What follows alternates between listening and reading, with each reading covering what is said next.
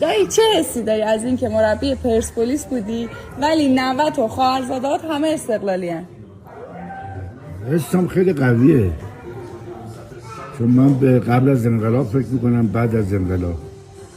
قبل از انقلاب تیم استقلال تاج بود، تیم پرسپولیس شاهین بود. اینا خدمتگزار ورزش بودن هر دوتاشون، تیمسار خسروانی.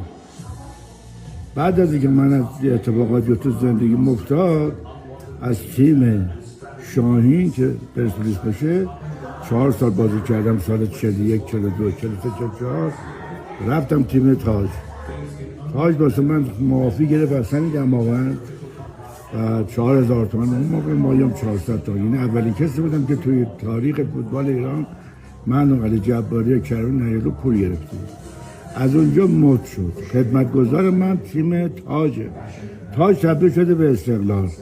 حالا من از کلمه استقلال زیاد، از کلمهش زیاد خوشم نمیاد، ولی چون آثار تیمسار خسروانیه و از زندگیمو تقریبا مدیون اونه هستم، اگه تیمسار خسروانی خدا بیامرز استقلال دوست داشته باشه منم دوست دارم.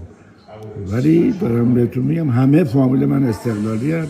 یعنی 20 نفر 18 تاش استقلالیه، 2 تاش پرسپولیسی. افتخار میکنم به اون 2 نفر.